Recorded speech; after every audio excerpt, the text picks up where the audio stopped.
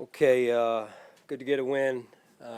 Always good to win in the National Football League, in particular when you come here at Arrowhead against a good football team, led by Andy Reid and Patrick Mahomes. Thought it was really good effort all across the board. Guys played hard.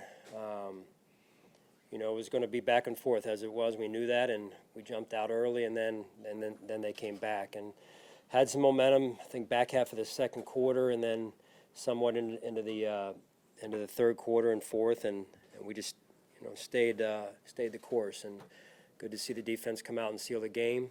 I thought that drive by the offense was important as well. So still things we can work on overall, but again, good win and proud of the guys. Sean, can you maybe speak to all the turbulence that obviously was surrounding the building this week? Can you speak to what it was like behind the scenes that we don't see to get ready for this game? Yeah, I mean, praise God, number one. I mean, just our guys were, the staff, the players, steadfast in their focus. I couldn't be more proud of a group. I really couldn't at this point in the regular season. To a person, they didn't flinch. They were focused. They supported one another. They supported me, and I don't take that for granted at all. And just super proud of those guys, and just a resilient group. To expand on that, what did this week mean personally for you, just to get a win after all of that? Yeah, I mean, again, just so thankful. I'm grateful for so many things. So many people that reached out. Andy Reid, many of their staff after the game in particular. I know quite a few of their coaches and staff and their class acts, so I appreciate that. My family appreciates that. Just incredible support this week, in particular the last couple of days for myself, for my family, and that's what Buffalo's all about.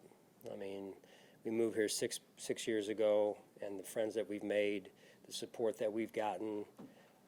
Before I came to the stadium, called my wife, and she was like, I continue to get texts from, our neighbors, our friends in Buffalo, and couldn't be more thankful and more grateful for that. Hey, Sean, to close this game out on defense, how much did you need to see that?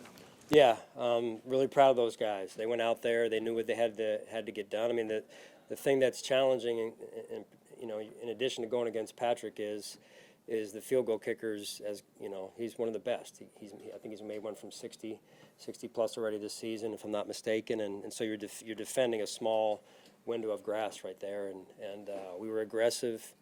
We were staying aggressive, and the guys responded. And we got them behind the sticks there, and the guys closed it out. How quickly were you aware that the guy was offside on the touchdown play? Well, to be honest, I wasn't sure. We were in man-to-man. I thought someone was yelling. We got picked, and then as the play unfolded, I think it was Kels that was wide open there, and the play after he caught the ball was I've never seen a play like that, not in the NFL.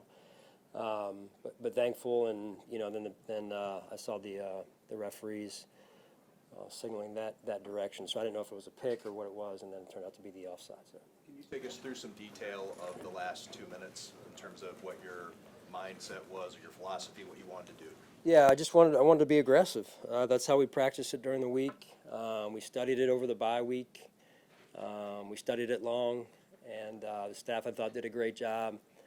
It was very thorough in terms of the research we did, and then we practiced it that way.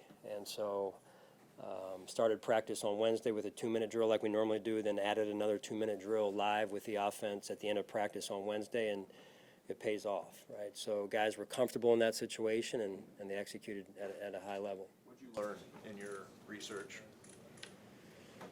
I mean, the list is it's long, but at the same time, I just went back to studying, going back all of our 2 minutes this year, all of my 2 minutes as a play caller over the years. Teams that did it well have done it well this year, so it was rather extensive, and it's never really one thing, Tim.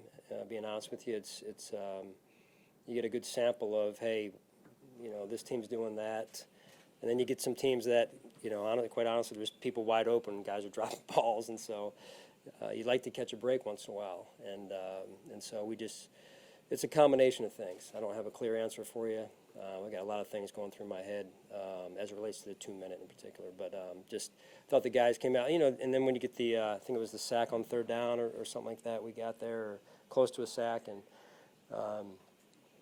staying with rush and 4, Patrick usually does a good job extending plays in those situations in the critical moments, and we were able to collapse the pocket on him where he threw it, and got the incomplete to win it. Did you feel Joe put you in a little bit of a precarious spot with the play calling before the 2-minute warning? You could have gotten down with a 2 if you just run on 1st down, probably. Yeah, I mean it's a balance. It's delicate balance there. You got to know who you're playing on the other side too. Are you playing for 3 or are you playing for 7 and trying to make it that type of game?